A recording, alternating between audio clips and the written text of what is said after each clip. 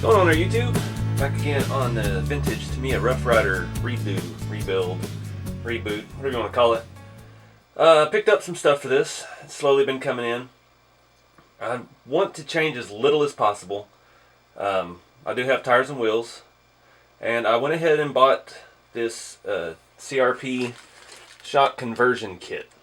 And this has for all four shocks, but I'm just going to do the rear because the front's working fine. They're not leaking. They look pretty good.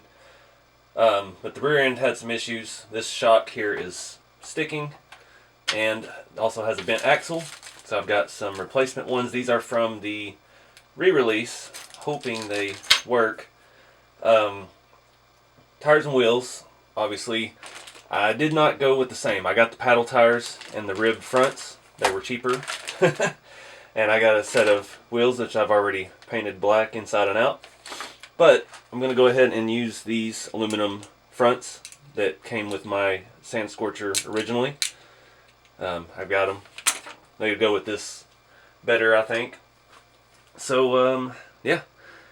I think I'm going to go ahead and mount the tires and wheels first so we can see what they're going to look like. And then we'll start tearing that rear suspension apart. Now this CRP shock kit, it is everything but the shock body. And what this does, it does away with your torsion bar. These have that metal torsion bar that hooks in the middle and goes back to the control arms, and that provides your springiness. And then your shock absorber is what it's supposed to be, only just a shock absorber. And this puts a coilover around it. You take your torsion bars out, and it's supposed to work better. Now this stuff's been around forever. They've been making this stuff since the 80s, I'm sure. Judging by the packaging and the instructions, they look pretty vintage. But that uses the factory shock body, and it says that you have to drill the bottom of it larger because the shaft is the larger diameter. And yeah, so it's gonna be a little bit involved with that. I did buy these tires, wheels, the stock wheels and the tires together on eBay, and it even came with CRP hardware for the wheels, which is really cool. You can buy it all in one thing, so you're not trying to piece it all together. I think that was only like 30 bucks for all of that, so it was a heck of a deal. These kind of tires and wheels, I found the best deal on eBay I could find was just the tires alone, front and rear, were 30 bucks. It's not that much more, but you know, you probably saved about 15 bucks with the hardware and the new wheels all together. But yeah, there's just not much left of these things. Those, I think I could just pull one of these squares right out. I do love the way these look, and I probably will get another set of them eventually, but for right now, I think the paddle tires would be cool, and we'll see. So, we'll start building.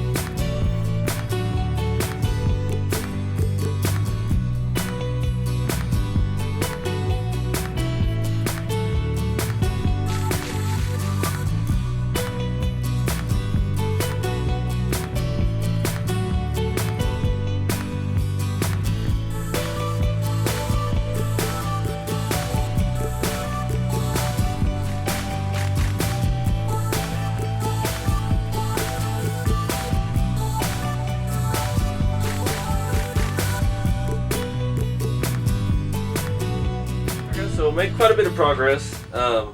Still haven't. The rear suspension didn't work out as I was trying.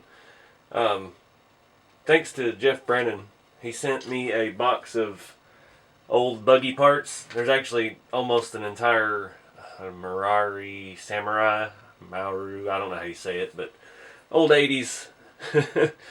And yeah, I was trying to get.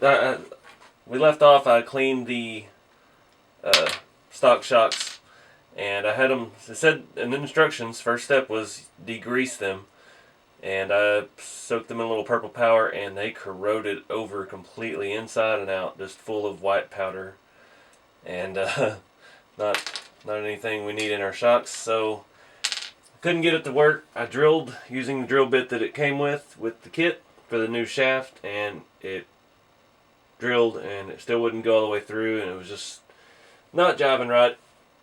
So I found these in that box of parts Jeff sent, and they're the right length. They're a little bit fatter, but I have no way to put a spring in them, and I didn't have any O-rings the right size. It does have a metal washer in there, but I don't know if that would hold. I have no idea what those are from. But I was just digging around. I was looking at all my RC four-wheel drive shocks, and I have the Tamiya Grand Hauler shocks. And they are almost identical. They're just a modern version of the rear shocks for this. And even the original shock top end, the cap, threads onto those new Tamiya Grand Hauler shocks. And the bottom end, these were on a rat rod idea once, so they already have RC four-wheel drive, nice ball end. So I didn't reuse the factory one. Plus these just clamp onto the shaft with a set screw. And those are threaded shafts on those newer shocks, so that worked out well. And those have a spring inside, and it was not springy enough to do the job. So after I cut the torsion bars off last week, I had to go ahead and reinstall them. So I stole the torsion bars off of the Apocalypse Sand Scorcher. It already has springs in the shocks, and it looks cooler with the back slammed anyway. And it still has plenty of movement, but this needed the torsion bars back in it. And I've got a pretty good setup here. I don't have any electronics in there. The tub and stuff is out. Suspension feels fantastic. These new tires and wheels. I'm loving the way these wheels look on this. They fit the racy look. I had this plastic stuff. I used it on an old D90 roof rack as a liner. It's like a corrugated plastic. I just made some netting for the side. Oh yeah, and I swapped out my drivers. I don't know where this old boy came from, but he's painted up a lot better. I didn't paint him, but I can't remember what I used to call him. He came in a Tamiya, what was it? It was a Blackfoot body. I bought the body on eBay back around like 07, I think. And he was the driver in it. So I took him out and I've hung on to him. The body's long gone. But yeah, he's painted up. He doesn't have a helmet on because he likes to party. So that's why I put the netting up. But I do have some other Tamiya drivers. I did find I have the, what is it, the Sand Rover, the one with the cowboy hat. But I don't know if it'll fit underneath there. Might have to do some more modification to the body. But for now, I just threw him in there, threw the netting up, painted the gauges, installed the new roof piece that I didn't have lights for. I dug through all my surplus parts. Couldn't find any shocks, any lights. I'm tired. But yeah, I used those holes to mount the netting. And yeah, really digging the way it's coming out. So I was looking at this. This was Sand Scorcher, I think. That's the tailpipe set it comes with. I was looking at ways to mount this. I don't have the mounts. It uses these 3 holes here, and it clamps. It has little plastic clamps, and it just screws into here, and it holds itself to the rear engine cradle. And I don't have any of those. I may try to make some. At first, I'm going to have to weather this, though. I kind of halfway painted it chrome, so we need to get a little bit of patina on it so it matches a little bit better. Wheels are the only thing shiny on here right now, and I'm sure they won't be that way for long.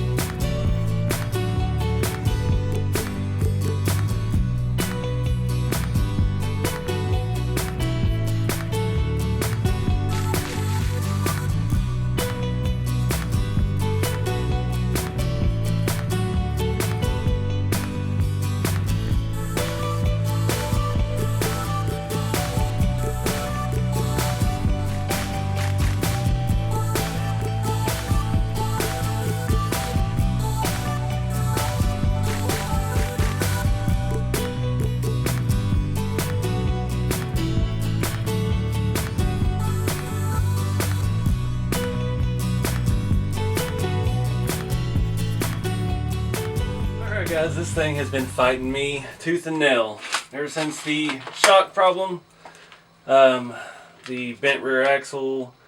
Tried to change the motors out. I had a brand new Tamiya can motor and it won't fit. And I messed up a brand new motor trying to make it fit with a hammer. I don't know what it is. The cans are the same on the front, but it won't go all the way in. The way these are, there's no screws that go directly into the motor. Your motor slides in and there's two tabs inside that fit into the bolt holes that the motor would typically screw into. So then you put this clear plastic piece on the back side and tighten it down, and that locks it in where it can't move out of those tabs. So I ended up using the original motor. It seems like it's working fine. I tested it before I did anything. Then my soldering iron broke. It won't get hot enough to melt anything, and I can't solder new wires. So I had to do it like I would have done it when I was 10 years old and just twist the wires together and tape them. Delightfully trashy, but it's working for now. Next issue, I have this nice servo that was sent in by a viewer, high torque, ultra torque, and I figured I'd use that. It's decent. It's got one little cut in the wire to tape up, but you know, it's not a big deal. I don't have a screw to fit that. That is a metal gear servo, and it has a different type thread pattern, and it's an odd size fine thread screw to hold the servo horn on it. And everything I have apparently is Futaba or Savox pattern. So I've got this Futaba servo on here. It is old. It is from when I was a kid, and it's working. It's got a little noise in it, a little glitch here and there, but it's working. Another problem I ran into, other than the tub is cracked in a lot of places. The lid is good. It's still yellowed, but it's good. But the tub is cracked, so I cut a little cut in it here to run the wires through. And the rubber thing it used to hold this in, the back side of the tub, it was non-existent. And once I took it off, it just disintegrated. So I've used some little thing from a home hardware kit that fit in that hole, and I put a longer bolt in it, so it still gives a little cushion and allows the chassis to flex like it's supposed to. And I put an extra nut on the front mount for that as well. Now, I don't know why I kept thinking this extension on the front of the tub here was for this big old stick pack to stick in, but our servo stuff's in the way and it won't fit through that opening anyway. And it won't fit sideways. And to me, I had these weird hard pack batteries that set down in here and come up pretty high. That's why the tub has a raised section in it. So I moved my receiver back here, and we're just going to run the stick pack sideways for right now. Now, the reason I'm getting so trashy with this is I have Monday, Tuesday, and Wednesday starting tomorrow work, and then I drive 16 hours to Florida for the Scale Truck Expo. So this is the only time I've got to get this thing going, and this is what I've got to work with. So I'm going to give it a little quick test run around the house. If I can get the lid back on here. I had it on earlier. Now it doesn't want to play nice. The wire was in the way. There we go. So at least it holds it in there and it won't go anywhere, but it is not ideal. But, you know, I'm going full vintage with this thing. This is similar to my electronics capabilities in the 90s when I was a kid, so it's pretty bad. So I'm going to throw the body on. The exhaust, I chrome painted the exhaust pipe to mount on the back. I don't have the mounts for it. I was going to try to make something. That didn't work out. I thought I could cheat again, trying to save time, and only use one coat of the chrome paint. And the rust streak stripped every bit of that right off. So I learned a valuable lesson. I've done weathering chrome by chrome spray paint before, but usually after 5 or 6 or 7 or 10 coats. So now I know I can't do it on one coat of paint. It strips down too much, and it just ripped everything right off. So suspension feels alright. Still a little springy, but getting a little bit of hang-ups on this side. This thing, there's a little bit of damage here in the A-arm as well. I replaced the bushings and the torsion rods because they were out of whack a little bit as well. But it had a pretty serious accident at some point in its life. I was thinking about putting the bumper on it. Oh no, my driver won't fit with the battery pumps. And I just keep messing up everything on this. It is fighting me so bad. So it looks like I'm going to have to relocate my driver real fast. Move him up a couple half inch. One advantage to just taping the driver in. I found this. This was off my Sand Scorcher. It's a brand new bumper in black. The original one's faded and nasty and bent. I don't know if I'm going to put this on. I didn't want to because it looks pretty non-scale. But I don't know. I don't know how serious this race is going to be. So might want it, but I'm thinking of it. It's just going to be more for fun for me. I'm not really trying to win anything. I just want to get out and have a good time and drive some old school buggies. So I don't have no idea if it's dark out. We'll try to get this thing out for a little quick test run. And we'll try out also the new GoPro 7 Black. I haven't got a chance to even try it yet before the show, so this will be a good shakedown run for it.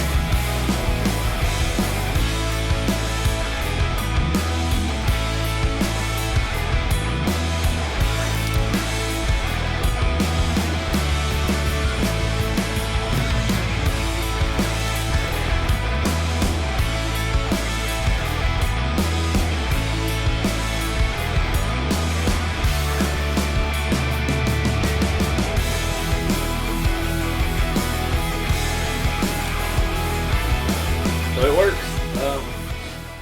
It drives pretty different than the Sand Scorcher. I don't know if it's just weight distribution or what. My Sand Scorcher is on a custom frame, aftermarket. No radio tub. Everything is very low. This thing is very tail happy. That back end gets to bouncing and it starts steering with the back instead of the front. If I remember right, it seemed like my Sand Scorcher was quite a bit faster too, but that could do with the motor and the wiring I've got. But I think it'll be alright. This is the first ever event race thing I've ever done. That footage was taken with my iPhone.